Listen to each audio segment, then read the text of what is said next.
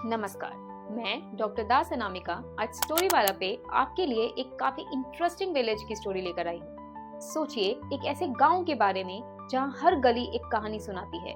एक ऐसा गांव जहाँ के परिवार के बच्चे दुनिया भर में रहते हैं, लेकिन उनका दिल एक जगह से जुड़ा हुआ है।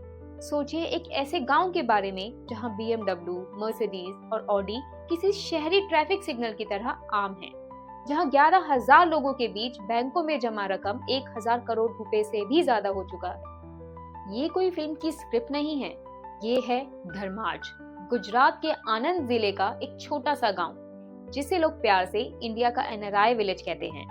धर्माज की कहानी किसी बोर्ड रूम, फैक्ट्री या कॉर्पोरेट मीटिंग से शुरू नहीं होती।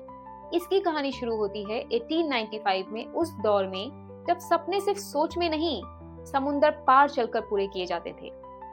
उसी साल धर्माज के कुछ जवान जोताराम काशीराम पटेल और चतुरभाई पटेल युगांडा के लिए निकले। ये सिर्फ गांव छोड़कर नहीं जा रहे थे, ये एक परंपरा शुरू कर रहे थे, एक परंपरा जिसने पूरे गांव की तकदीर बदल दी। उनके बाद प्रभुदास पटेल मैनचेस्टर गए, जहां उन्हें मैनचेस्टर वाला कहकर बुलाने लगे। गोविंद भाई पटेल एडन गए और टोबैको का सफल व्यापार शुरू किया। धीरे धीरे धर्माज का हर घर, हर आंगन और हर दरवाजा दुनिया के किसी न किसी कोने तक पहुंचने लगा। आज लगभग 1700 परिवार ब्रिटेन में रहते हैं, 800 अमेरिका में, 300 कनाडा में और 150 ऑस्ट्रेलिया और न्यूजीलैंड में।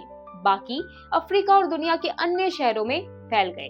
लेकिन सबसे खास बात यह है कि सब लोग दुनिया जितनी भी देख लें, उनका दिल धर्माज में ही बसा है। समय के साथ इन NRIs ने एक बात समझ ली, आप दुनिया देख सकते हैं, सफलता कमा सकते हैं, लेकिन असली घर वही होता है जहां आपका बचपन बीता हो। 2007 में एक अद्भुत प्रयास शुरू हुआ।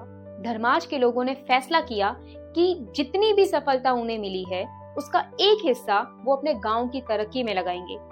ये एक संगठन, एक मूवमेंट, एक विकास की लड़ाई बन गया। आज जब आप धर्माज की तरफ ड्राइव करते हैं तो साफ RCC रोड दिखते हैं, दोनों तरफ ब्लॉक्स लगे हुए हैं, कोई कचरा नहीं, कोई पानी का गड्ढा नहीं। सफाई इतनी बेहतरीन है कि आपको लगेगा कि शायद आप किसी सिटी में आ गए हैं। पंचायत और गांव वालों ने मिलकर एक ऐसा सिस्टम बना लिया है जहां सफाई केवल जिम्मेदारी नहीं, एक कल्चर बन चुका है। धर्माज सिर्फ पैसा जमा करने वाला गांव नहीं है, ये गांव समझता है कि विकास सिर्फ GDP या बैंक बैलेंस से नहीं होता, इसके लिए दिल, सुकून और आनंद भी चाहिए होता है।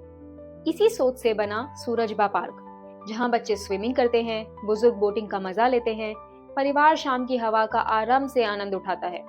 इस गांव में 50 बीघा जमीन गायों और पशुओं के लिए हरा चारा उगाने में लगा दिया, ताकि चरवाहों को कभी परेशानी ना हो। और सबसे हैरत की बात, इस गांव में अंडरग्राउंड ड्रेनेज सिस्टम 1972 से चल रहा है। आज भी भारत के कई शहर इस सुविधा को सही तरीके से लागू नहीं कर पाए। धर्माज की आबादी सिर्फ 11,333 है और इसके बावजूद सिर्फ 17 हेक्टेयर में बसा ये गांव एक आर्थिक शक्ति बन बैठा है। गांव में आज 11 बैंक ब्रांचेस हैं, नेशनलाइज, प्राइवेट, कोऑपरेटिव, सब। यहाँ के बैंक्स में जमा कर रखी गई रकम 1,000 करोड़ रुपए से भी ज्यादा हो चुकी है। इसलिए लोग धर्माज को इन्वेस्टर्स विलेज भी कहते हैं। इस बैंकिंग कल्चर की जड़ें 1959 से जुड़ी हुई हैं, जब देना बैंक की पहली ब्रांच यहाँ खोली गई। ग्राम सहकारी बैंक 1969 में बना, जिसके पहले चेयरमैन HM पटेल थे, वही HM पटेल जो बाद में भारत के फाइनेंस मिनिस्टर बने। गांव की सड़कों पर जब आप चलेंगे तो BMW, मर्सिडीज, ऑडी आम नजर आएंगे। ये कोई दिखावा नहीं है, ये उन परिवारों की मेहनत का प्रमाण है जिन्होंने दुनिया भर में काम किया और फिर अपने घर को बनाया। घरों के नाम भी उनके सफर की कहानी सुनाते हैं।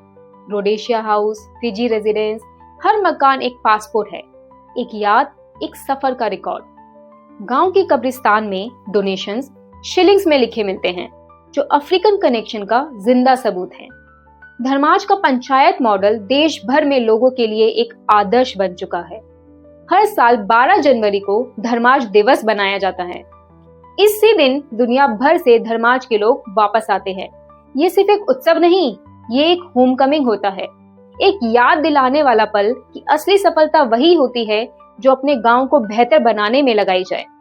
ये गांव एक आईना है, ये हमें दिखाता है कि दुनिया कितनी भी बदल जाए, असली ताकत उन लोगों में होती है जो कामयाबी के बाद भी अपनी जड़ों को ना भूलें।